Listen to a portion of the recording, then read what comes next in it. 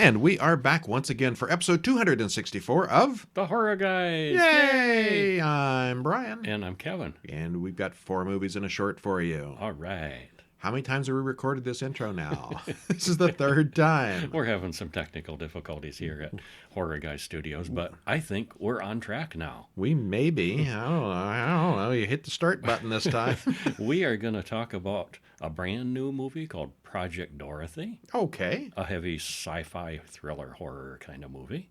And then we watched Ouija from 2014. Yeah, we just asked the lady in the tube that, hey, Alexa, how do you say Ouija? And she says a wee-wah or something like that. I think it just depends on where you are is how you pronounce it. If you're a French, maybe it's a wee-wah board, but yeah. I know I was told to call it a Ouija board. Mm-hmm. And Ouija. Yeah. I think it's not spelled that way. It makes no sense, but that's how you pronounced it. Yeah. So we're going to watch Ouija from 2014. And a kind of reboot reimagining of Friday the 13th that they did in 2009. And a classic bit of 80s horror, Troll, from 1986. Yes, really, we're not trolling you. In addition, on our weekly email newsletter, horrorbulletin.com, we reviewed The Terror of the Tongs from 1961. Yes, it's Christopher Lee in yellowface. A lot of British people in yellowface. Yeah, it's like they didn't have any real Chinese people in England in the 60s. It was a different time where they did that. And this was, Dr. Fu Manchu was a role that Christopher Lee did in some movies. I think that came after this. This is before. This is like a warm-up to the Fu Manchu movies. But it's the same kind of thing, a gangster Chinese mafia guy. So, Christopher Lee started out with The Terror of the Tongs and then later on moved into the Fu Manchu movies. Boris Karloff started off as Fu Manchu and then later moved into Mr. Wong movies. Yeah. So if you want to play Asian, you got to do it Fu somewhere. In the 60s, that's how it was done, yeah. Peter Sellers tried to do Fu Manchu in The Fiendish Plot of Dr. Fu Manchu from 1980. Which is a total spoof of the Fu Manchu movies. Yes, it's very not in the least bit horror. But it's good. It's hilarious. Yeah, that's why it's a bonus film, because it's if you've ever seen it's a horror topic. If you've ever seen the Fu Manchu movies, any of those, and then you should really watch this. Yes. Yeah. Or you could watch that Terror of the Tongs. It's the same thing. It's Fu Manchu without Fu Manchu. But one is funnier than the other. Yes. Okay, so if you want to read those 2 reviews about the fake Asians, you go over to horrorbulletin.com and check those out. For the rest of them, you can do horrorguys.com and read them there, or just listen here, because next up we've got Project Dorothy from 2024. Brand new this month. Directed by George Henry Horton, written by him and also Ryan Scaring. If you're going to do a horror movie, you need a name like Scaring. That's the way to do it. Stars Danielle Harris, Tim DeZarn, George Henry Horton, and Adam Boudrin. Hour and 19 minutes. Trailer in the show notes. Now, this just came out this past week, so I assume no one has seen it yet. Probably not. So we're not going to spoil it very much. No, and it's available on streaming. Yes. You should mention justwatch.com, which is a really nifty website. Justwatch.com, and you go there when we're not endorsing it, because we get money from it or anything. We just don't like it. It's a really good site. If we decide, hey, let's watch this movie, we type in a movie and find out where do we watch it. And it tells you all the places. Some are free, and some are not, but it'll give all the options. Yeah, so if there's a movie you think you want to see and you don't quite know where to find it, check them out. Like Project Dorothy, for instance. Yeah. Yeah. So anyway, this one, go ahead. Well, 2 actors carry the bulk of this, and they're really good in their roles and have good chemistry together. It's nicely put together overall. They make the most of a low budget, turns out a respectable thriller, and we thought it moved really well and entertained us. So we give it a thumbs up. Yeah, it's very good. Yeah. We both liked it a lot. Well, we begin with, again, I'm not going to spoil it to death because you haven't seen it. We know that. Probably not. We begin with a montage of footage of automated industrial complexes and people working in them. And this is kind of where it almost lost me right away. This is clearly stock footage of, industrial training films and stuff like that. And it just screamed to me low-budget film. And then they gradually work in the factory where it was actually filmed. Yeah. And there was some other stuff in here that also screamed low-budget. And, I think it was very good as a low-budget film. but I can't say anything. The low budget is so obvious here, Well, some but it's still places, very good. yeah. Oh, yeah. That doesn't detract from it. I get the entertainment value. Yeah, it's two guys in an enclosed warehouse. That's the movie. But in a lot of points, they made the most of the low budget, and I thought they really did a nice job with it. They did, yeah. Yeah. So anyway, we focus on one of those empty automated factories, and we hear that evacuation is in effect, followed by a bunch of off-camera screaming and chaos. Something really bad happened, and credits roll. Many years later, we see two men running from the police. They're like out in a field, and we're wondering, is this post-apocalyptic wasteland? No, but you can see cars driving by and stuff. Yeah, it's not. They're just on the run out in the middle of nowhere. James and Blake then hide out in an old barn to tend to their wounds and take a breather. James has been shot in the leg. They've stolen some kind of laptop from a bank security deposit box, and they don't know what's on it, but they were hired for the job, and it's worth a lot of money. The two robbers hear the police car approaching, so they break into the factory we saw earlier. The cop approaches the door, but his radio tells him it's a restricted area. Get out of there now. He leaves the factory and the two men inside. Well, Blake looks around and turns on the power. We see that he's also activated the building's AI, which tries to reach ARPANET. ARPANET? What is this, the 60s? Well, that computer, not quite the 60s, but that computer's been out of touch for a while. But the computer can't get a connection to the ARPANET outside. Yeah, they apparently cut it off when they pulled the plug. I don't know if you can still get into ARPANET anymore. Is that even still a thing? Well, if it had been able to dial up, it might have connected to something. Something, yeah. Yeah. Well, we see that it has some kind of red digital face that is kind of pointless, but it looks cool. It looked cool, but I Yeah. could see that being, if you had an AI system, you'd want an avatar where you could talk to it. Uh-huh. Yeah. I thought it made sense. Yeah. And Well, it's a cool effect. Yeah. It scans the two men and doesn't recognize them, so it does a full lockdown of the building. All right. Well, anyway, I think we should probably stop there. There's two guys locked in a building with an evil AI. Uh-huh. And you see lots of POV from the security cameras where the computer's watching them. Yes. Yeah. I especially like the point of view from the evil forklifts. Oh, yeah. Who knew forklifts could be evil? When they're controlled by an evil computer, they are. Well, this is super low budget. The police officers didn't have an actual police car or police uniforms. I don't know where they filmed it, but it's full of old-looking computer equipment like the giant CRT monitors. Very cool. Mm-hmm. Yeah, I don't know where if the place was still in business that they'd have equipment like that. But it might, I it suppose. looked authentic. Yeah. Yeah, it was a real factory for sure. Yeah. Yeah, it was a real old factory, and it's big. There's not any trivia listed With anywhere, so I office don't know space where they filmed this. No. But it was a good set. Yeah, it was. Well, despite the budget and only really having two actors, or three with the voice, the pacing is decent, the concept is interesting, and I don't think either of us ever got bored. No, Yeah, didn't. That's a high bar for low-budget indie films. It is, yeah. But it passed easily. We were entertained. We thought it was surprisingly good. Yeah. If you find that on streaming, you should watch it. Yeah, I should check it out. And I recognize the one guy is remember the Harbinger from Cabin in the Woods? We're all gonna die. The one guy. Tim Desard, yes. Yeah. Yeah, he's been in lots of things. Yeah. The other guy I didn't Yeah, he recognize for much. No. Well, that takes us to our second film of the day, Ouija, or Weewa from 2014. You know, that board with the words on it. Directed by Stiles White, written by Juliet Snowden and Stiles White, stars Olivia Cook, Anna Koto, Darren Kagasoff, and Bianca Santos. Hour and 29 minutes, trailer in the show notes. What happens? Well, spoiler free, this was a pretty good one with dangerous ghosts and a little bit of a mystery to be solved to get some young folks out of the predicament that they've gotten themselves into.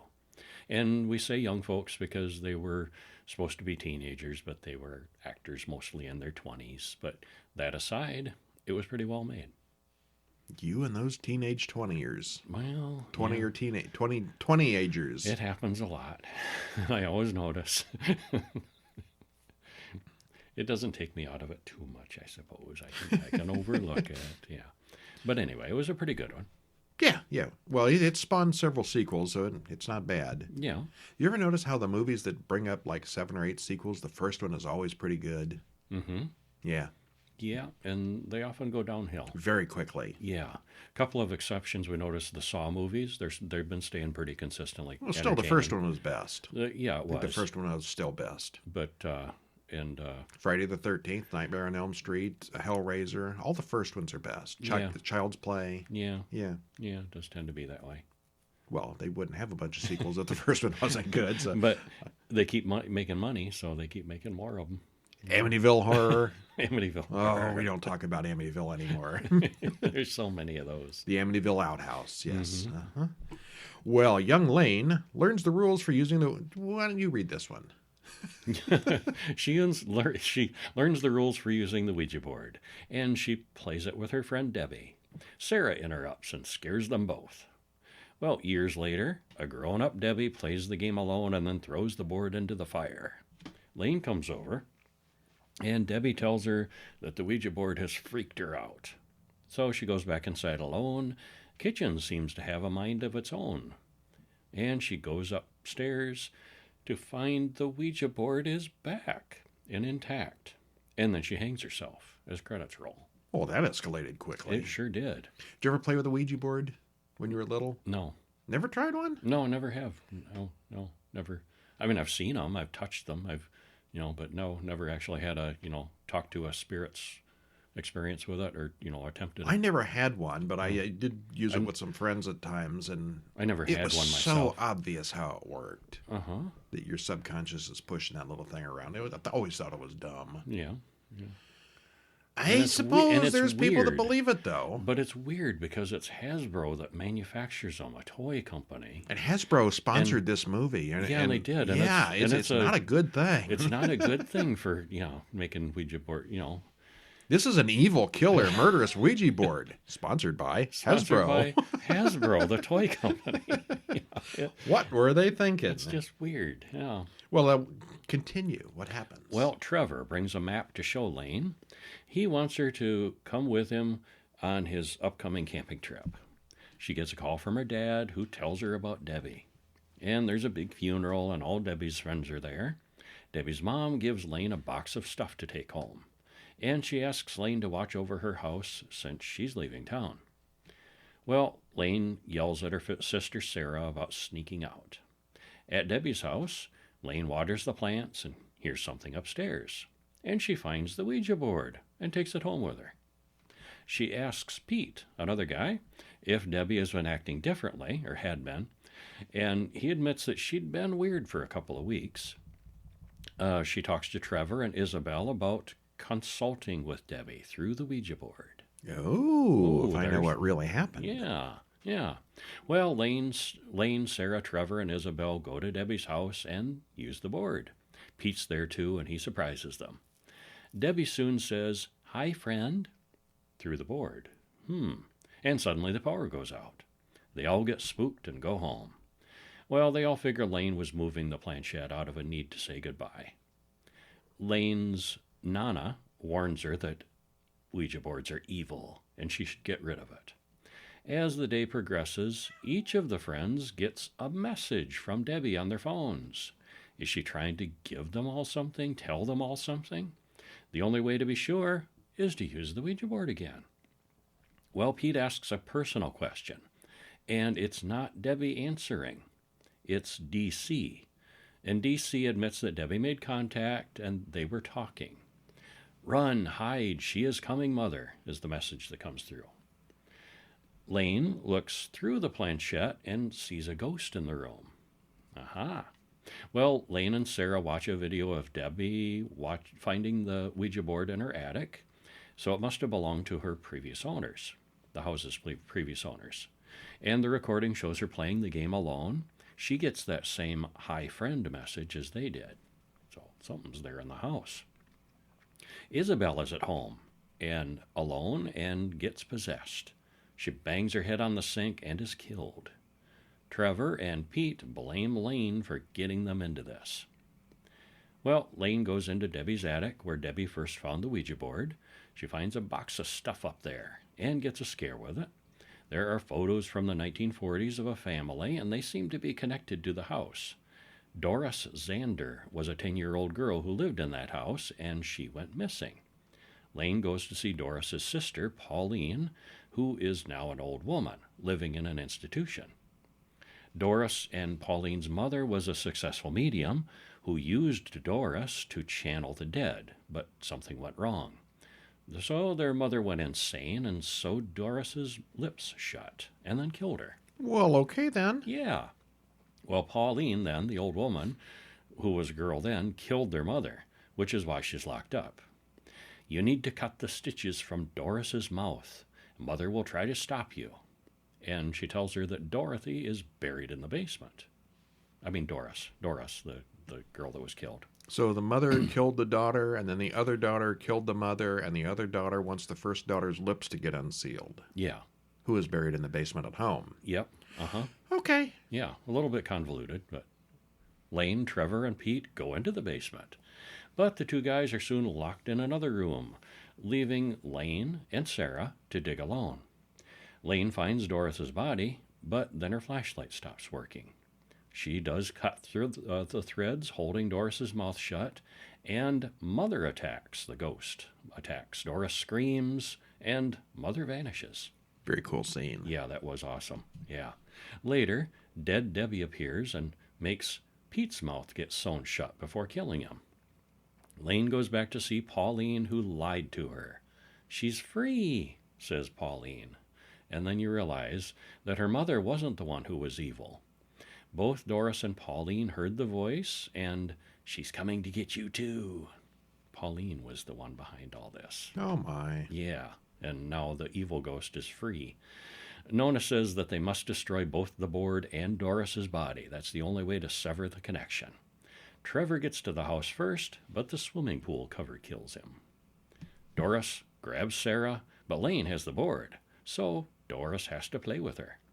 As Doris tries to possess Lane, dead Debbie intervenes and slows her down long enough for Sarah to dump the body and the board into the fire. And Doris vanishes in a cloud of smoke. Never see her again. Problem solved. Lane and Sarah go home with no friends left because they're all dead. What happened to all the dark spirits that were inside Doris, though? Lane soon finds the planchette in her room. They didn't do anything with that. They destroyed the board. Whoops. Oops. And not the planchette. Okay, well... So there could be a sequel. There will be several sequels. Yeah. Well, this was approved by Hasbro? Yeah, officially sanctioned. Yeah. Well, I guess it'll sell more boards. The main characters are all supposed to be teenagers attending high school, yet the actors were way into their 20s, and some of them are just not pulling it off.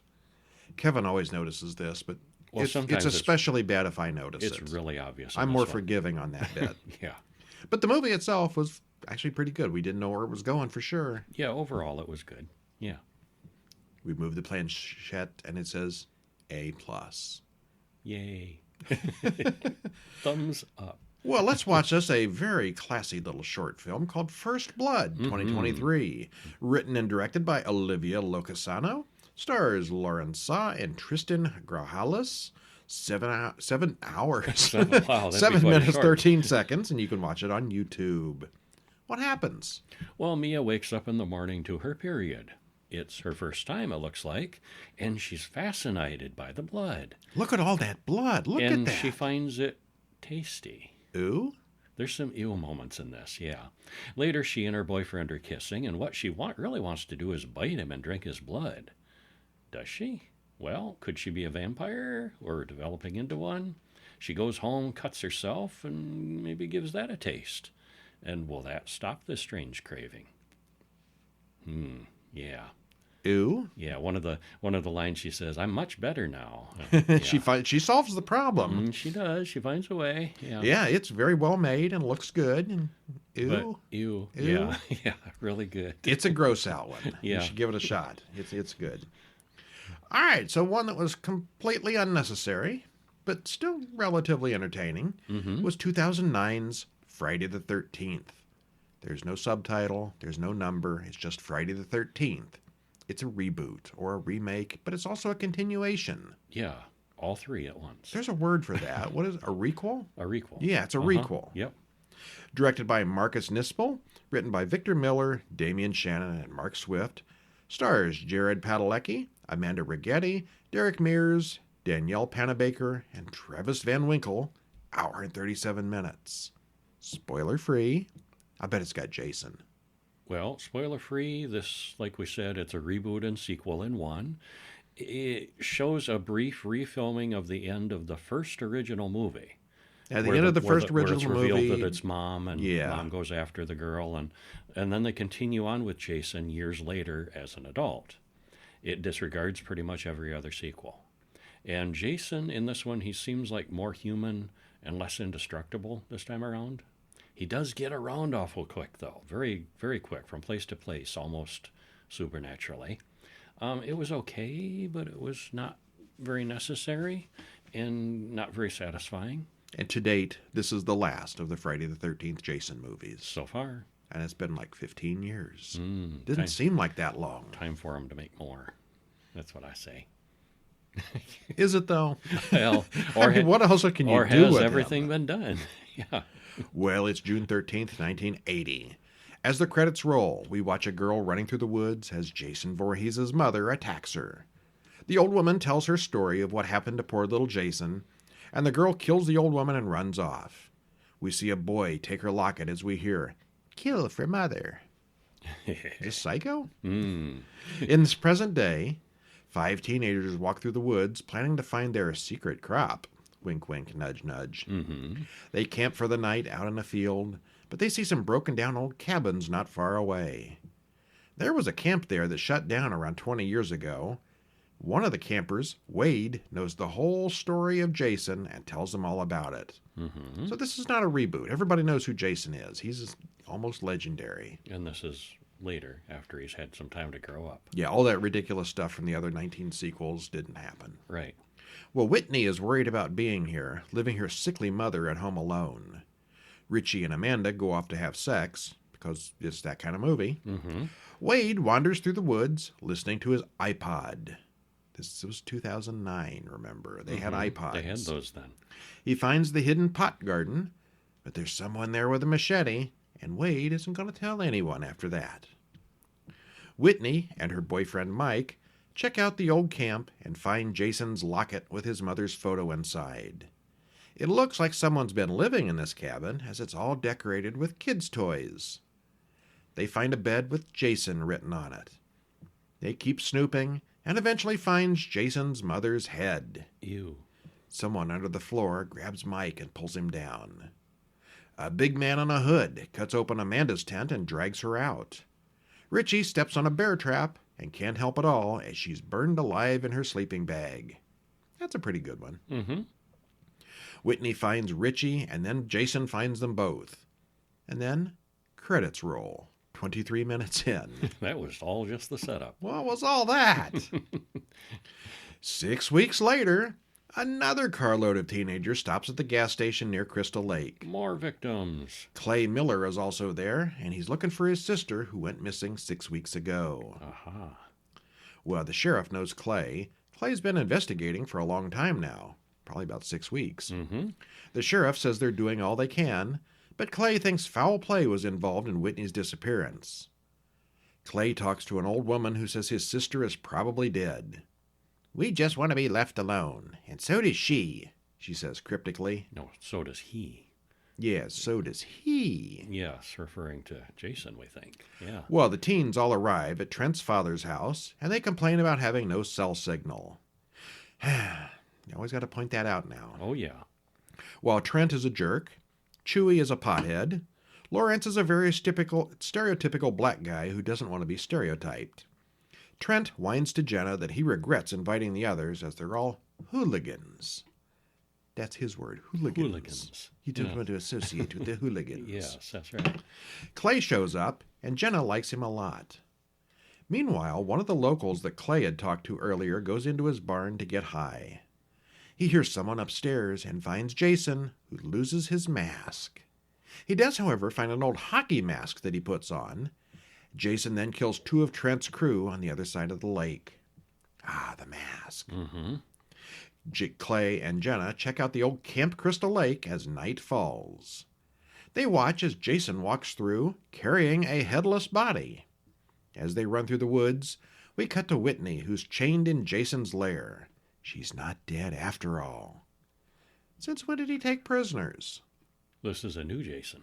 Okay. Somewhere along the line, he's taken Clay's backpack with the missing posters in it, so he knows that Clay has been looking for her. She knows. She knows that. Yes. Yeah, she saw it too, so she's got hope. Back at Trent's cabin, things are getting pretty lit. Chewie goes out to the largest tool shed we've ever seen, and inside is the biggest killer he's ever gonna see. And that's the end of him.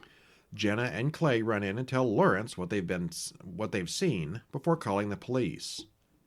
Trent and Bree are having sex in the bedroom, which isn't gonna please Jenna when she finds out. Cheating time. The power goes out, and Lawrence goes outside to fight with a wok. I'll whack you on the head. Whack. I'll whack you whack. Whatever works. He soon finds Chewie and Jason and learns that he's not as tough as he thought he was.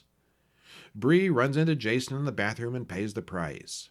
There's a lot of names, a lot of characters, a lot of victims. Yeah, there are. Yeah. It's a high body count movie. Uh-huh. Well, the sheriff arrives outside and Survives for about a minute and a half. Yeah. Yeah, he didn't die instantly, but yeah, the police don't last long with Jason. Clay, Jenna, and Trent run out of the house into the woods. Trent doesn't last much longer.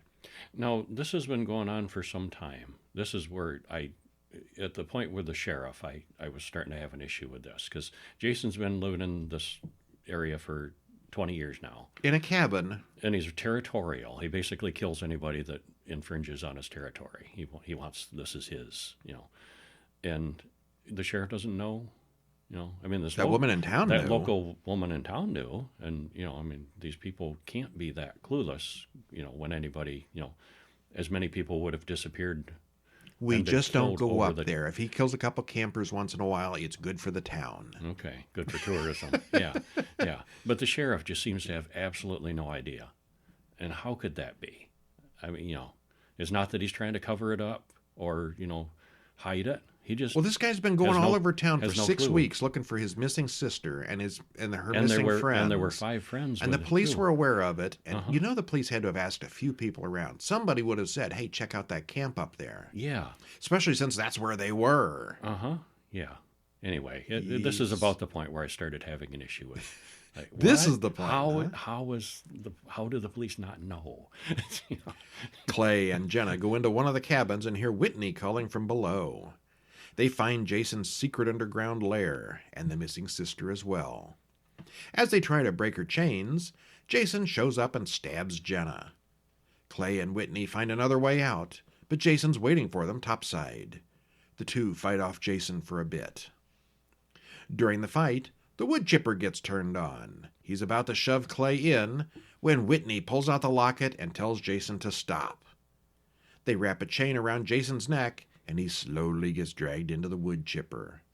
We do not, however, see him get chewed up. No, we don't. They dump Jason's body in the lake when the sun rises. 3 seconds later, Jason jumps up and kills them both. Surprise. Well, okay. Yeah. It's not quite a remake since we see all the stuff that happened in 1980. That part has been refilmed so they could have more modern actors, I guess, or make it look, look like a continuity. Yeah. But it's exactly the same story. This is more of a straight continuation of one of the normal camp-based Friday the 13th movies. It's not in New York. It's not in space. Still, there's really nothing new here at all. It just skips the last 3 films of the series, the more outlandish ones. Mm-hmm. So how does Jason have electricity in a camp that's been shut down for 20 years? He probably ran a line. Maybe. A dead 10-year-old boy knows how to wire electricity from a pole? He's not really dead. Yeah. Well, he hasn't actually, had any education past 10 years old. Yeah. Well, how can he seemingly be everywhere all at the same time? He's always exactly where he needs to be to find someone or make a kill. And it's a fairly big area around the camp. We were starting to wonder in this remake if there was going to be more than one of them, like in Scream. Mm-hmm. Oh, there's 2 Jasons now. There's somebody impersonating him or something. But no, it's just him. He doesn't seem quite as supernaturally indestructible as he did in previous films, but he makes up for it by being everywhere all at once at the same time. But really, it comes right down to it. It's more of the same. is not particularly impressive at that. It was adequate. It's a Jason movie. Yeah. Yep. Yeah. Well, that takes us to our big story of the week. Troll. Troll from 1986. Directed by John Carl Buechler, written by him and Ed Naha. Stars Michael Moriarty. There's a sign of quality. Mm-hmm. Shelley Hack, Noah Hathaway, Sonny Bono, and Phil Fondacaro. Hour and 22 minutes. Spoiler free. Spoiler free? Well, it's a silly, fun horror movie with good prosthetics and practical effects. It's 80s, It's a typical 80s film. It's got a little musical number of chanting and grunting creatures, which I thought was one of the highlights of the movie. It gets a lot of hate, but if you don't take it seriously and just sit back and enjoy it, you'll probably have a good time watching it. It's a terrible movie. It's a terrible. It's one of those ones that's so terrible it's fun to watch. It's so terrible that it's fun. Yeah, because it's so 80s, and it's the effects are so 80s, and but it's fun. Yeah. Yeah. I would not in the least bit tell anyone to take it even remotely serious. No, and it's not very scary because it's so silly. But it's not. I don't think it's intended mostly to be taken as a comedy, though. I think they're were making doing it seriously. Yeah, they meant it to be serious. Yeah. Tell us about it. The Potters are moving into a new apartment. Harry Sr. What? Harry Potter? And Harry Sr. Oh, my. But this was way before then. Yeah, it was. Well, Harry Potter Sr. has over 3,000 music albums, and his wife, Anne, complains about the space they take up. The son, Harry Potter Jr., doesn't like playing with his little sister, Wendy Ann. So she plays alone in the creepy basement, and where a troll grabs her. Okay. Well, this is very quick. Yeah, it does. When Harry comes looking for Wendy Ann, the troll uses his magic ring to impersonate her. She immediately starts acting like a little monster. She sets off the fire alarm, which annoys Peter Dickinson, the swinger upstairs. Barry Tabor is another neighbor. He's an ex-Marine and exercise nut. Bill and Jeanette live upstairs, and Mrs. Sinclair is a grouchy old woman. The kids don't make an impression on any of them. This is moving day. They're all moving in, and already they've impressed everyone. And we've set up meeting all the people in the building. How convenient. Almost all of them. Well, we see that Peter is not the ladies' man he pretends to be. Wendy Ann pays him a visit in the morning, and she reveals herself as a troll, and she turns Peter into a pile of gooey mucus that evolves into a big seed pod. Yes, it was Sonny Bono's big acting break. Yeah, it was. The pod quickly sprouts and turns Peter's apartment into a big green jungle. The troll smiles as little creatures come out from within the trees. Mm-hmm. And some of these trees, little guys, if you've seen Ghoulies that we reviewed last week, yeah, some of them are the same puppets. Uh-huh. They reused some of them. Yeah. Harry Jr. goes to visit Mrs. St. Clair, and we see that she is hiding a sentient mushroom that looks a lot like a puppet. Another little rubbery puppet. She's rude, but when he tells her about Wendy Ann, she lightens up a bit. Wendy Ann then runs into a little person outside, and she asks, is he an elf? He's Malcolm, and he lives in the building too. We cut to the super nerdy Harry Sr., who does a whole ridiculous lip-sync dance, which amuses Anne. Why? Why is this scene there? Because he needed something to do. Because he needed something to do to prove that he's a nerd. Wendy Ann pays a visit to the tough guy Barry upstairs. She asks him what death looks like. She releases her inner troll, and it throws him around the room before he shoots it. But the troll is bulletproof. The troll eventually uses his magic ring on Barry and Harry Jr. Barry turns into more fantasy fauna, but Harry Jr. only passes out. Yeah, so the troll is slowly converting each apartment into a landscape. Fairylands. Magic landscapes. Yeah. Wendy Ann says she wants to invite her little friend over for dinner, but she doesn't mention that he's just a very small man. Which is a comedic moment, too, because, Mom's got a big glass of milk ready for him. I'm thinking, it's going to be a child. Yeah. It's awkward, but they also think it's kind of funny. Malcolm then recites a long story about a fairy queen. Meanwhile, his many new minions start chanting in the other apartments. Mrs. St. Clair's mushroom also takes notice. They all sing like they're on a twisted episode of The Muppet Show. Mm-hmm. It's Kevin's favorite part. Yes, it is. Musical monsters. Yeah. Mrs. St. Clair pulls a big horn off the wall and blows it. disrupting the minions' chanting. Not long after, Harry Jr. asks if she's a witch, and she admits that yes she is, and she used to be a princess. She was betrothed to a man named Torok. Harry tells her that Wendy Ann isn't really his sister. He thinks she's an alien. He spots Galwin, the magic mushroom. Meanwhile, Wendy Ann visits Jeanette upstairs, and the troll does his thing with her, turning her into a nymph. William comes looking for her, and everything looks normal when he goes into her apartment. Things are not normal, and the troll gets him too. The troll is winning. Wendy Ann goes to see Malcolm, and she knows he's sick. He's got some serious medical issues, and he's going to die. I was getting tired of this old body, he says, and she perks up. She asks, did you ever want to be a real elf? I got a deal for you. And the troll changes Malcolm into a tiny elf version of himself. Mrs. St. Clair goes from the apartment to apartment, but she's too late to save any of the neighbors. Harry Jr. tells his father about Wendy Ann not being human anymore, and surprisingly enough, they don't believe him. Yeah.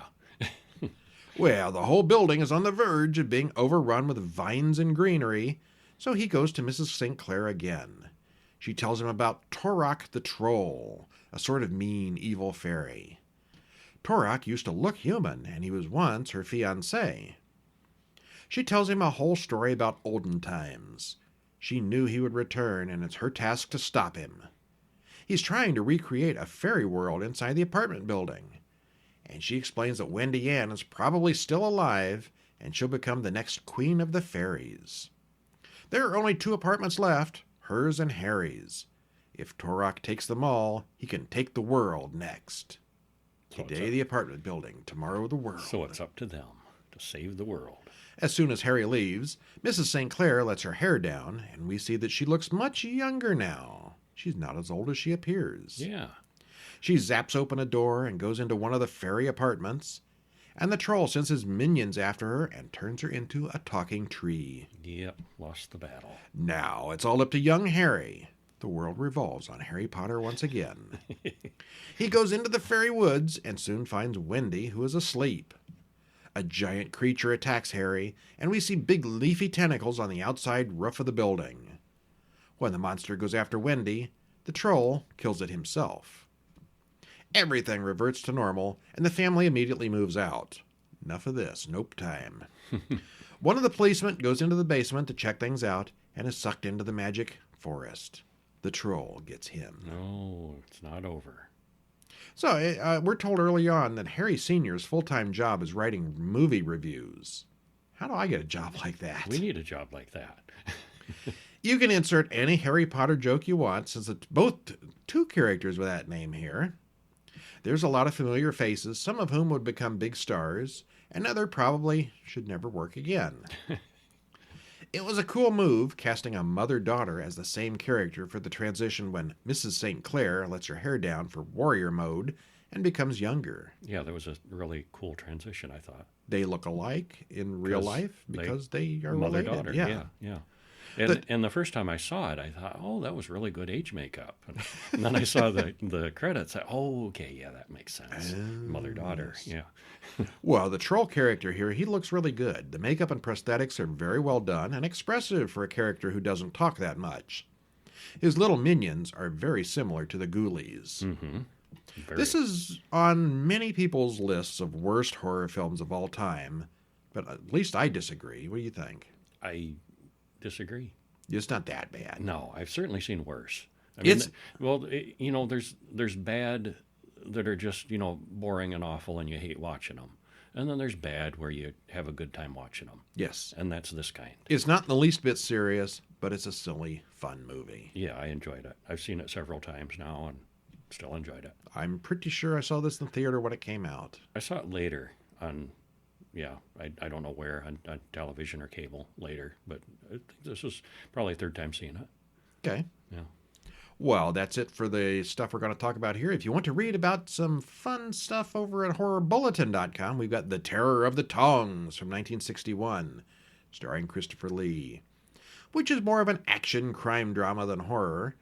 But, most of those Fu Manchu films are. Why is Fu Manchu considered a horror? I don't know. I mean, it's sort of got some elements, I guess. Evil Asians, the Yellow Menace. They're inhuman, or so. I don't know. It was very all racist at the time. It certainly was. Yeah.